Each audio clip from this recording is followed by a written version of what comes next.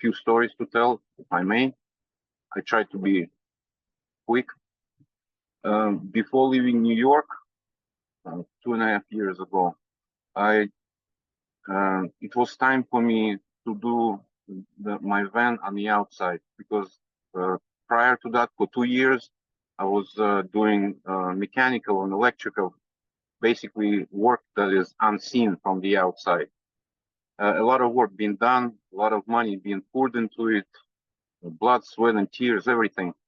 But now I knew that I'm leaving, and I needed to do everything on the outside. I knew one thing: as more stuff I can place on the outside, as more room I'll have on the inside. And it's a van, and it's a tight space, and I had a lot of stuff, and I bought during these 2 years a lot of parts that needed to be installed, specifically on the outside, like rooftop cargo boxes, the whole roof rack, the platform on the back of the van, and stuff that goes on it too. And like doing the stealth camping for 2 years in the city, I knew that this van is like this is a custom made, custom conversion from factory by Jake or whatever. It has custom paint. It has large windows. It's sticking out. The way it was sticking out, flashy. And areas where I parked and stayed for prolonged periods of time were shady areas where you don't want to be, even during the daytime. And it's part of the Bronx that was like separated from the rest of it. It's like a industrial area. You don't see too many people there during daytime or nighttime. No residential, no business fronts, nothing like that. Some factories and warehouses.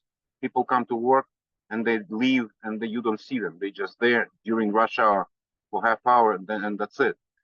And the rest of the time, it's all kinds of people you don't want to get involved with. And at nighttime, like cars left on crates after every night.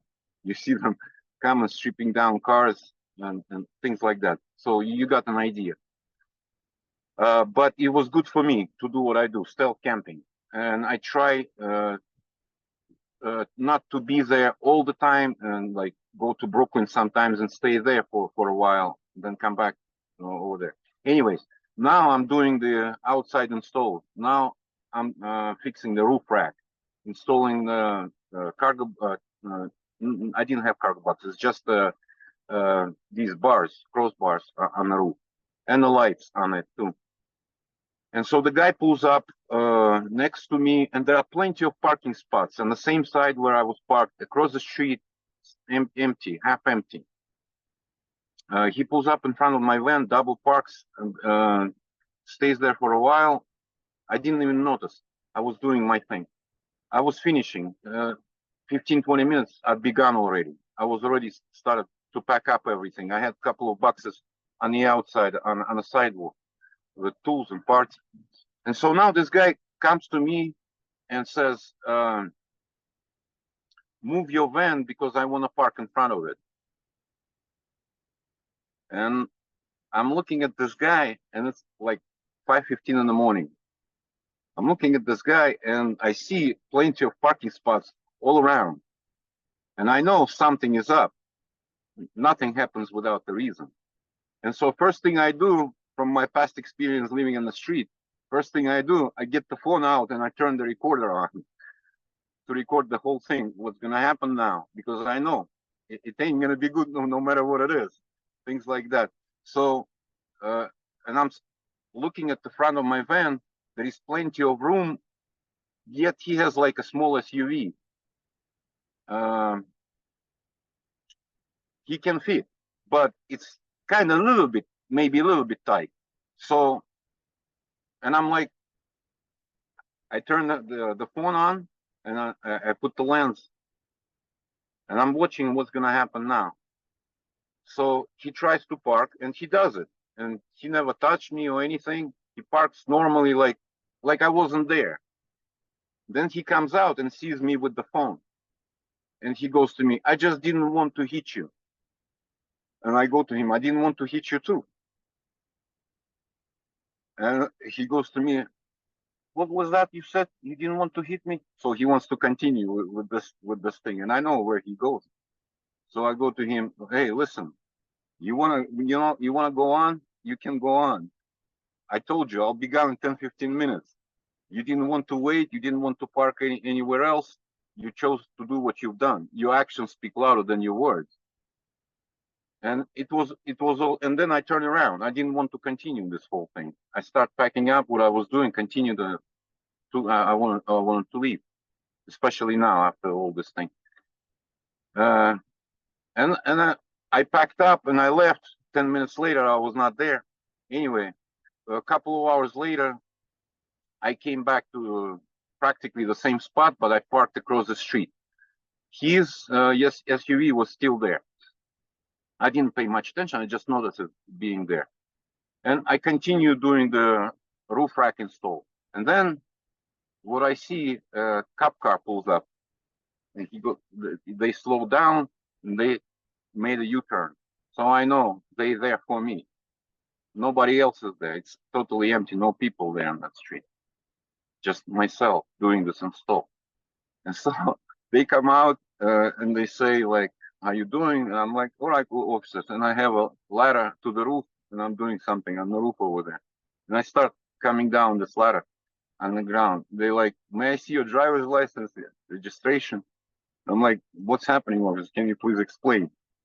They go to me, yeah, this van has reported to be stolen. We got the report that this van has been stolen. We just want to make sure. And I'm smiling already. The other cop, at the same time, he comes to the front of my van, gets his smartphone out, scans the VIN number, and just like next moment, he goes, my name, my last name, and the plates and everything. He announces out loud.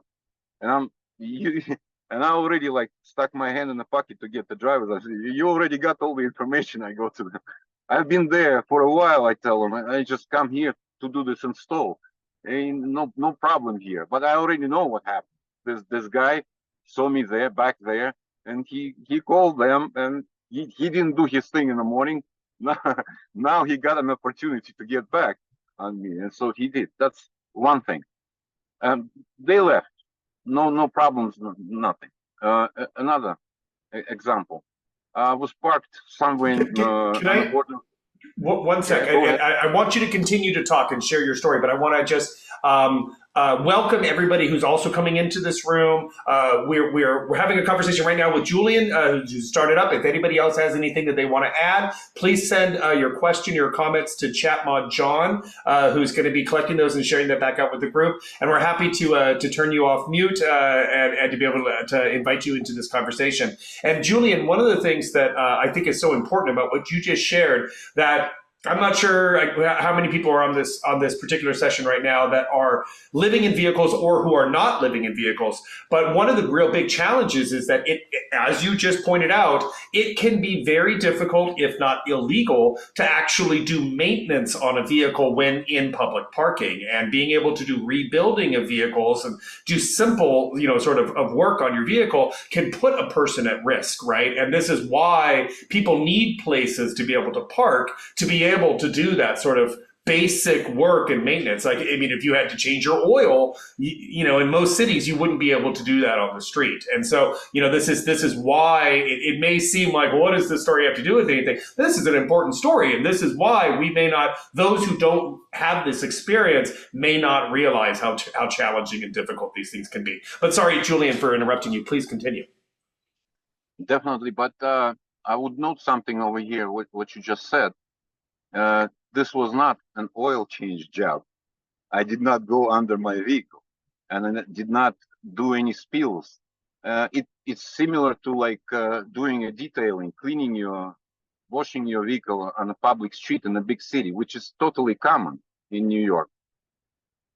And so this, another example, this is outside New York. This is on BLM land, somewhere on the border of California and Nevada, between Shoshone and Parham. There was a parking lot like a pull out. Maybe 7, 8 cars would fit over there. But I saw a road leading up the mountain, and I drove up that road, and I got away like half a mile up the hill, and I saw like a flat spot, and I parked there.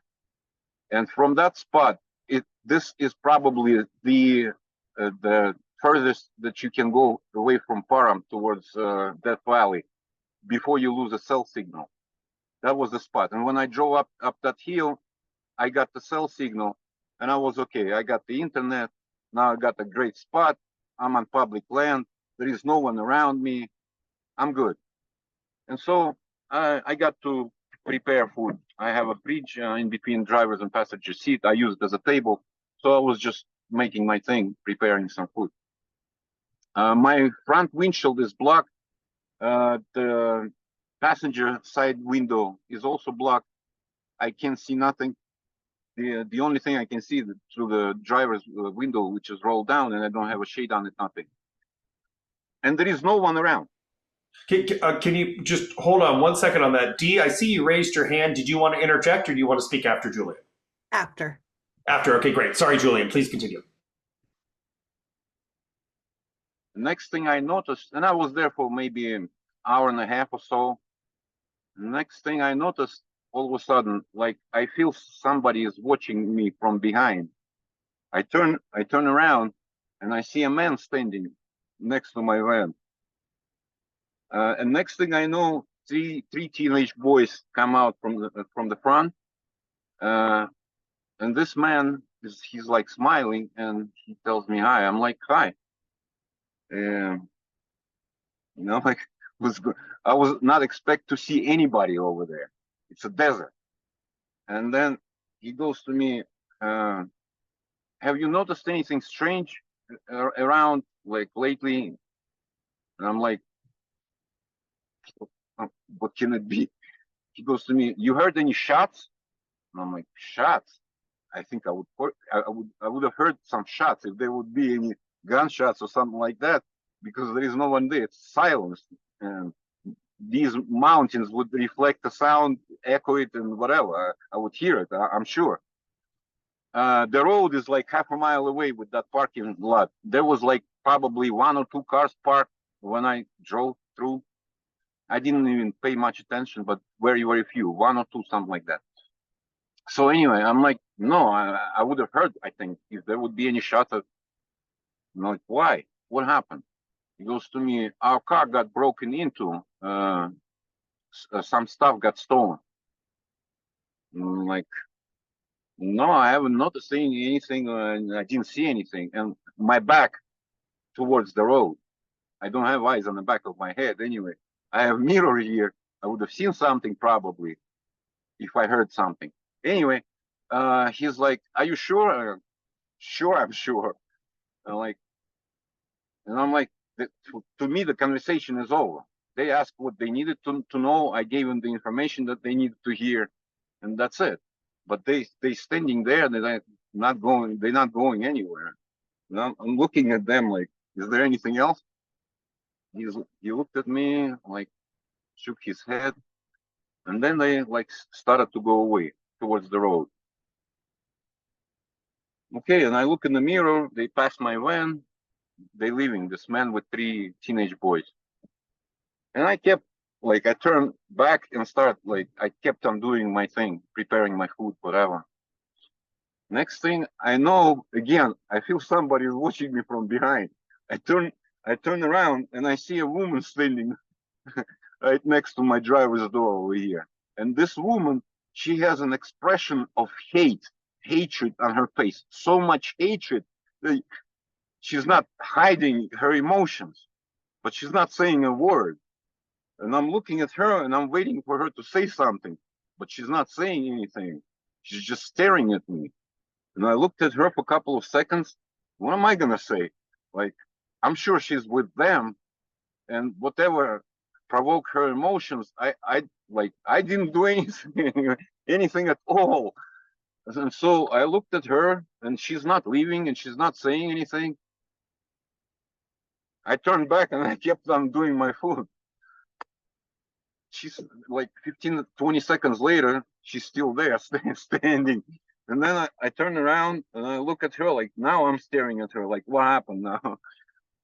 Now I see through the mirror, back rear view mirror, this man with boys, they calling her, waving her hands, like, come.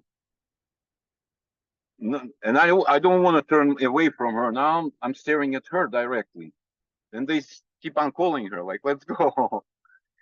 She started moving away. She started going towards them. Then she stops at the back of my van, and she does like scanning up and down my whole van from the back. The platform that I have in the back, what I have on this platform, the box, the tent, whatever, the spare tire, whatever is there. It's neat, but you can see it's like, this is not a factory thing. This is not a Mercedes-Benz with all the bells and whistles attached to them, and everything is like partially hidden. No, it's not like that. You can see it's like a self-made thing.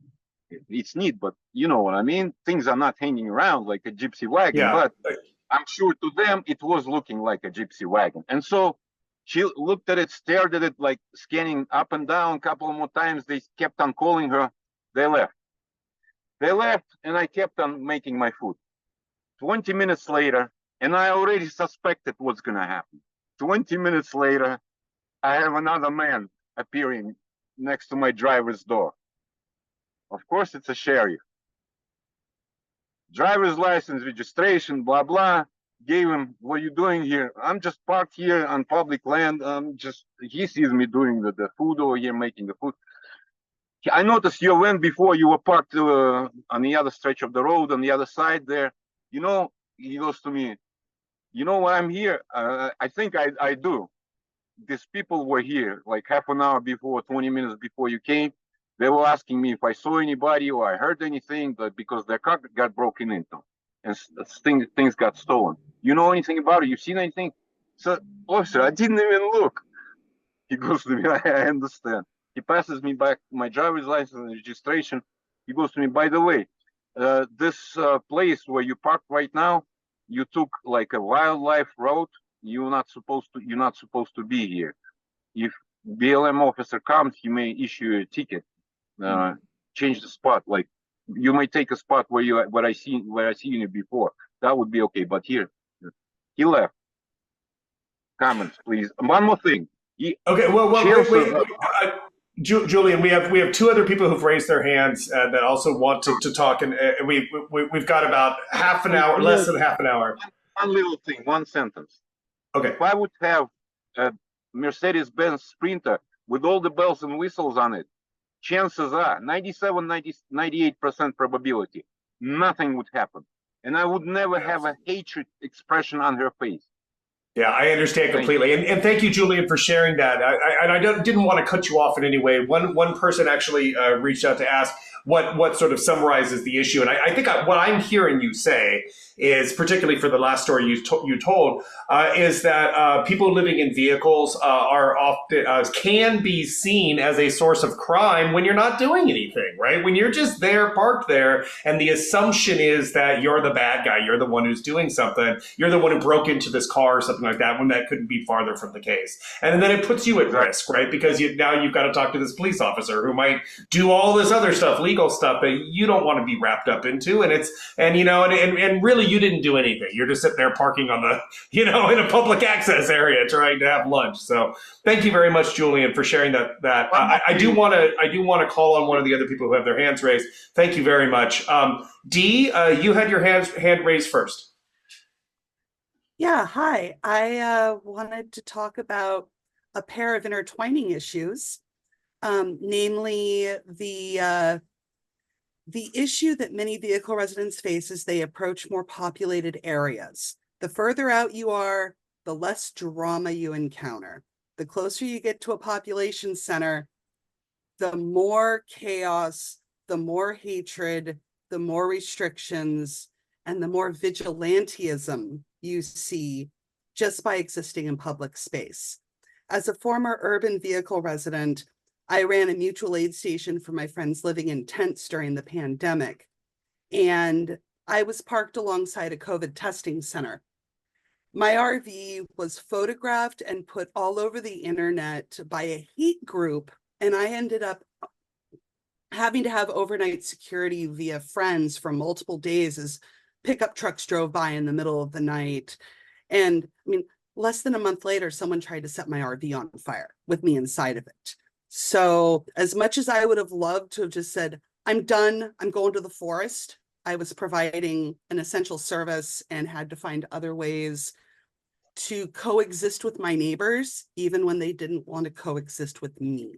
And that honestly, changing public opinion about the good that vehicle residents can provide to a community is absolutely vital for the safety and security of the population.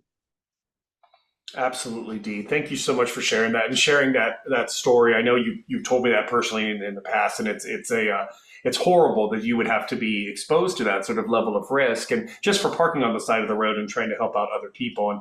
And also I think that it not only do you bring up a good point that others who are not living in cities may not experience, or experience in a different way at the very least, right? Because I think Julian was just talking about similar things, but in a different way outside the city. But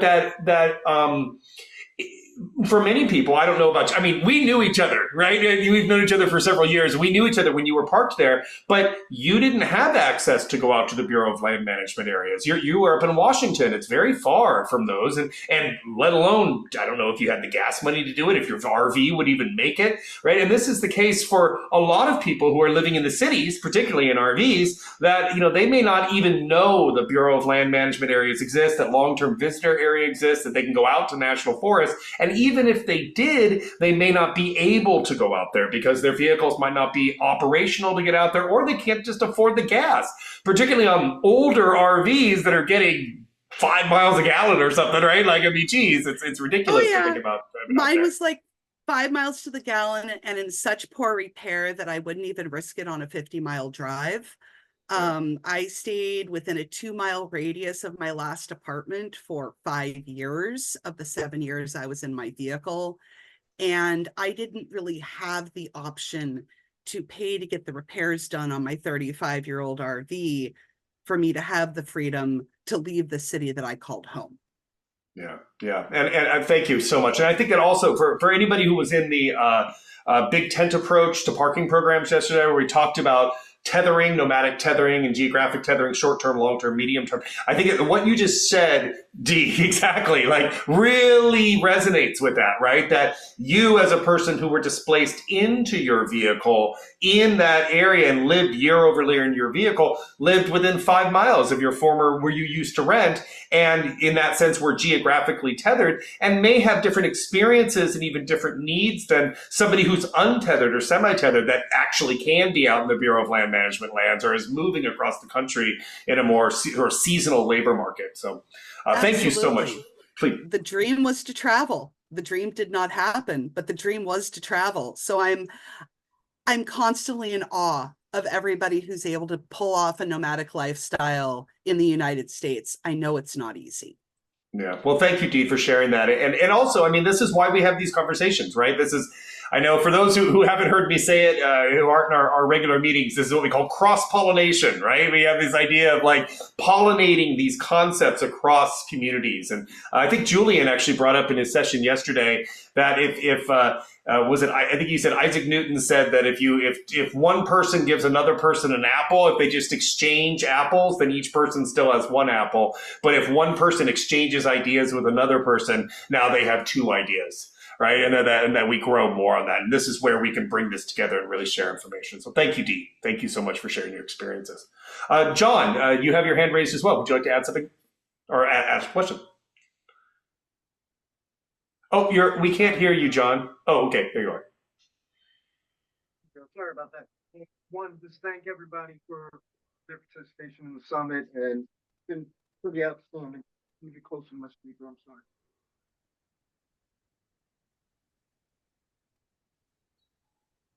Oh, this should be better. That's better. One thing I didn't get to bring up yesterday was the opportunity for work campers, which a lot of people have they have different reasons they want to work camp, either just to secure housing for the period, to make a little bit of money, to get the experience, to move forward, things of that sort. So there's definitely opportunities that can fit anybody. A lot of folks do need some money coming in. They might not have retirement or Social Security or anything of that sort. There are contracts available with RV parks and whatnot. This year I'm working at Army Corps of Engineers site on janitorial contract, but you know what? I have a beautiful backyard, no tornadoes and beautiful weather. So it's definitely something open to folks to check out some of the BLM and Army Corps of Engineers opportunities. And they can just do a quick Google search and find all that information. Thank you so much, John, for raising that. I know, and for bringing it up the other day as well, and I think educating some people on what work camping is. Because I think a lot of people don't know, they haven't experienced it, and they may not know exactly how it works. And there's a lot of variety of work camping, right? It's not just one type of job, and they don't just have one sort of compensation or payment. There's a lot of different, ways they operate. Some of them are you get a place to park, you might have propane, you might get water, and that's about it. Some of them actually compensate people and pay them quite well. It all sort of depends upon who it's with. So if anyone is interested in that, if you do there's a website called Work Camping. That's actually where the term is copyrighted by with the K in the middle. So I encourage you to look up their website, look up more about what work camping is. But also, if you look at the Bureau of Land Management, the National State Parks, the Army Corps of Engineers, and also oil companies, actually, a lot of like oil pump out, I'm thinking land derricks, right? Where they have large areas where they're doing oil pumping. They often also hire people as work campers who work as gate guards. And this is all, if you're interested in this sort of work, there's a whole wealth of information out there of people who are doing this work regularly, who are living full time in their vehicles, and use this as a way to have a safe, legal place to park, to live, and also some of which really make good money at it too. I've met some people at the Rubber Tramp Rendezvous who are making like 6 figures a year, particularly couples that are able to basically do 24-hour gate guarding because they take turns back and forth. One of them will work during the day, one will work in the evening, and they get paid for 24 hours of work every single day while they're there on that site. And that's really adds up. So, if that's something that you're interested in, if that's something that you think might be something that would work for you, I very much encourage you to look into that. Thank you, John, for bringing that up. Dave, you've raised your hand. Dave, no cam. Sorry about that. Laptop was on the fritz. So, one thought I wanted to share an idea about was the idea of like self-fulfilling prophecies in a sense. For example, we have the kind of the meme of the van down by the river, and everything that was created back in the 90s with Saturday Night Live, I think it was Saturday Night Live. But then, like the way that people kind of see this is a cops versus vehicle dwellers kind of situation, right?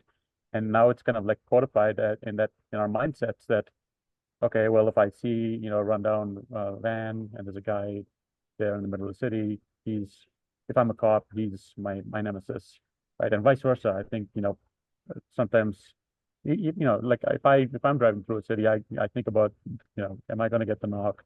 And is that experience going to be good for me, or is that person going to look at me and say, oh, well, this is a nemesis, and now I feel guilty and I feel, like kind of like a victim. But if we can think about ways to change that paradigm, that meme, or whatever you want to call it, I think there are opportunities there to change that narrative. And I missed out. I really was hoping to get to listen on the Lisa's talk session this afternoon, but I will watch that video. But I think that's the narrative. That's a big narrative that we need to think about. And part of it, is kind of how we present ourselves, and part of it is how we treat cops, and of course, the other part of it is how cops treat us, right? But that conversation needs to happen, I think, and that's why I love this kind of forum. But I think there's I'm wondering if there are other ways to get everyone thinking about it. And maybe I'll just go back and watch that session recording. And maybe all the answers are there. I don't know. I just wanted to get that comment out. Thank you. Well, thank you, Dave. And I think that's also a really important point. These are all very great conversations, great points. And in terms of issues that face vehicle residency across the whole, this is, we do have, whether we like it or not, if you don't agree with the big tent approach, it's totally fine. It's up to you. But from the outside, many people who see a person living in a vehicle sort of see just one person, right? It's all everyone sort of gets painted with the same brush. And we have to look out for each other in a certain way, right? Because if we've got the RV or the car that's in Walmart where I don't want to expose him, but one of the people often who is one of the presenters here and has talked a lot about it, Rubber Tramp Rendezvous, talks about the first time he rolled into a Walmart parking lot and first time he parked overnight and said, "Oh, this is great," and set up his barbecue and his chairs and had a great old time, and then realized somebody came up to him and said, "What are you doing? You don't do that," right? Because you're drawing attention to everybody else. And if you do that and then they come through, if that person does that, and the Walmart security or the police come through and say, "Hey, you got to get out of here," chances are they're going to go to everybody else and kick them out too. And this is what's in my own research years ago when I was working on my doctorate, I wrote about this as blowing up the spot, right? This is a concept that's we may have heard of, and you may have heard of yourself in this, of people who are bringing attention to a certain resource, something that, like, it might be a parking space in a Walmart parking lot, it might be a water spigot, it might be an electrical plug, it might be an open access area that a person is parked in, right? But that by drawing attention of law enforcement, that then restricts the access to that resource to everybody else, right? And that now it is under the spotlight.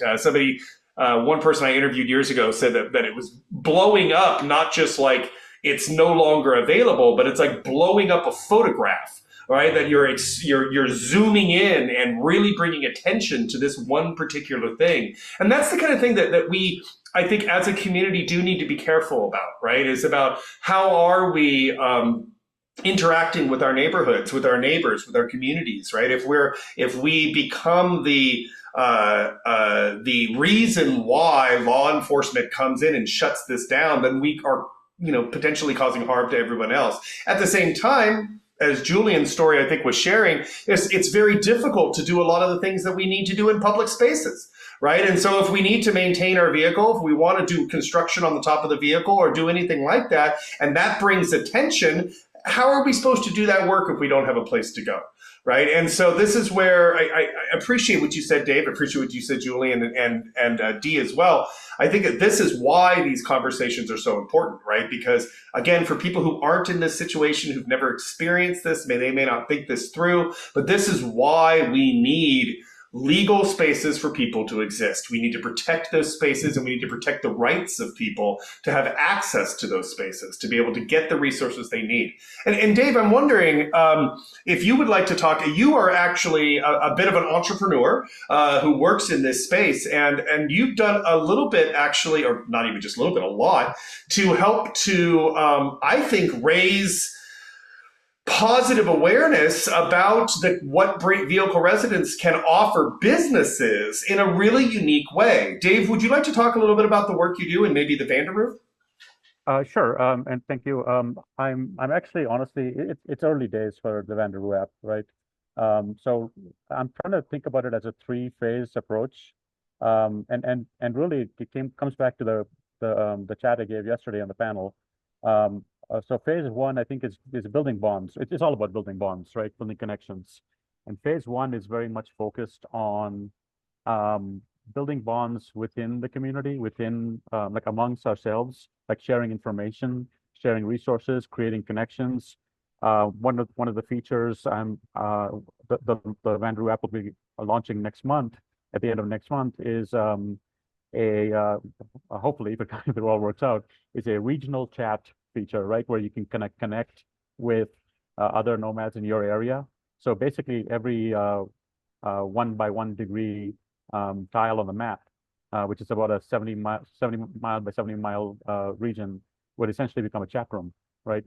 And so the idea is to kind of create connections, especially if you're on the road. It's a good way to create connections. So the first phase is kind of geared towards kind of remote nomads. You can still use the app in the city and connect with people there. Again, I guess assuming things fall into place, that'll be a feature coming out next month.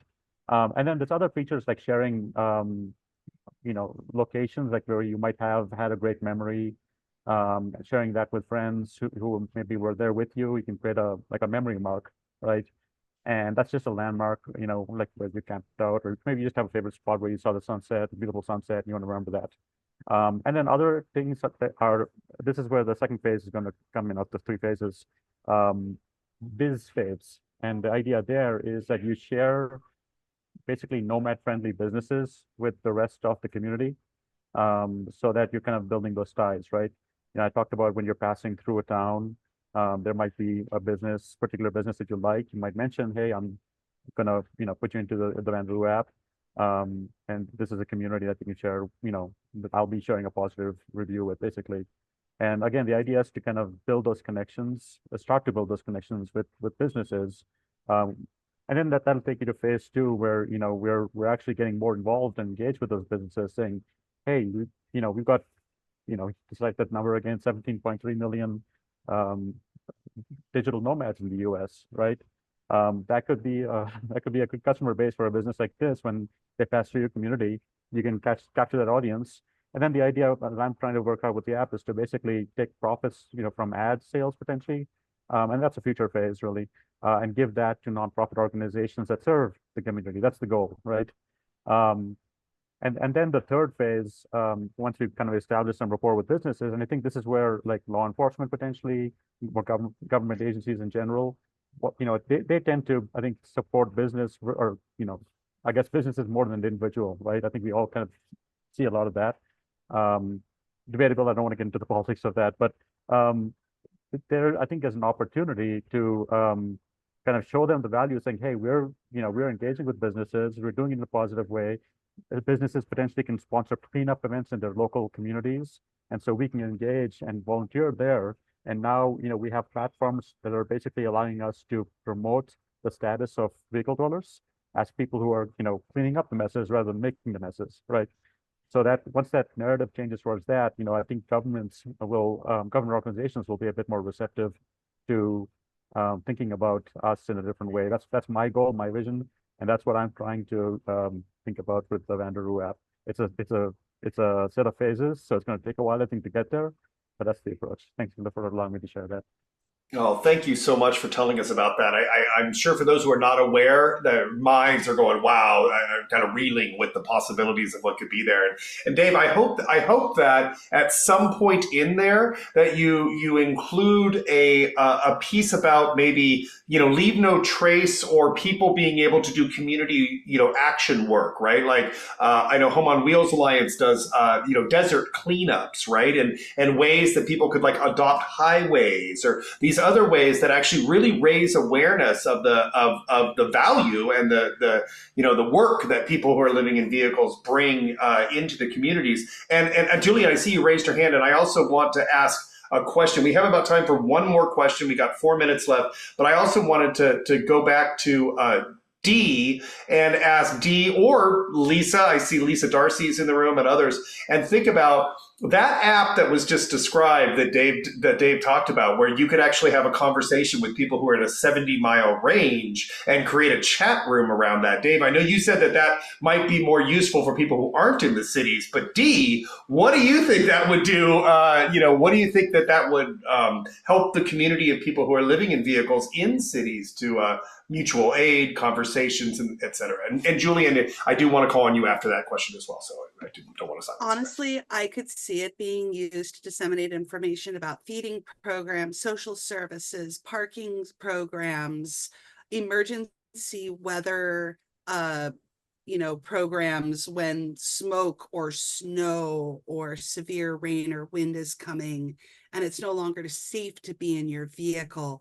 That sort of information doesn't always distribute equally throughout the cities, because not everybody has their own phone to access the internet with, even when there's Wi-Fi more commonly in the cities than in the rural areas. Not everybody has access.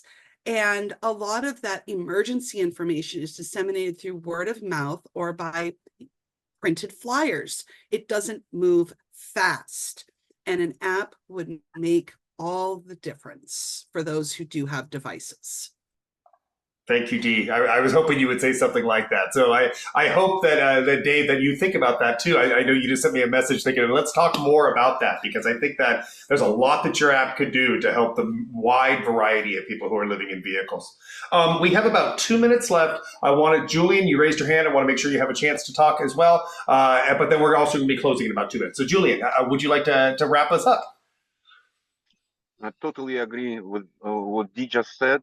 And I appreciate Dave for trying to make this app happen for all of us. I think it will bring a great help to every person that lives on wheels, any nomad within the city or outside the city. It has to be exactly what we described and we talked about with Dave and what just Dee said, that this like features of this app. One more thing, this idea, the slogan "Leave no trace," I think has to go along with another one. Do not treat your parking spot as your own backyard. Yeah, that's a really good point. I think you're right, Julian, and so many people do, right? Particularly parked on the street. And I think people park in the one spot for months, years on end, and it becomes like a backyard. But you're right, it is part of like being responsible to the neighbors that we live in, the neighborhood and the businesses, house community, and other people living in vehicles around, right? If one person, we see this all the time, but if one person starts to accumulate a lot of stuff or bags of garbage or other sorts of items around their vehicle, it can draw attention to everybody else who lives in that area. And then everybody gets sort of seen as that same person, gets painted with the same brush. And this gets back to the concept of like blowing up the spot, right? We need to be careful on how we are, I often think of nomads are environmentally reflexive, right? Nomads are people who live within their environment and move with the environment. And part of that is having a relationship with the environment. Often nomads are stewards of the environment. And in many ways, we could see this with a lot of the work that the Home on Wheels Alliance does, that many nomads really feel deeply connected with their environment and want to take care of that. They want to clean the deserts. They want to clean the roads. In San Jose, where I work, we have a program where we actually pay people, we give people garbage bags, and people are paid per garbage bag that they collect of garbage around their vehicles that they live in, right? And so that people are jump at the opportunity to be part of these sorts of programs. And I think that when offered the chance to do good work, so many of us are quick to do it. And I think that it's important to, I love this concept I heard in one of the last Rubber Truck Rendezvous, which was be caught doing good work. Right? Maybe I like that idea. So on that note, it's about 1 minute after our discussion. I'm going to close down the conversation now. Thank you so much, Julian, Dee, Dave, John, for being part of this, for having these great conversations. I hope everyone enjoyed something and got something out of this discussion. I look forward to doing it next summit next year. Thanks again, everybody. We'll see you in the main room.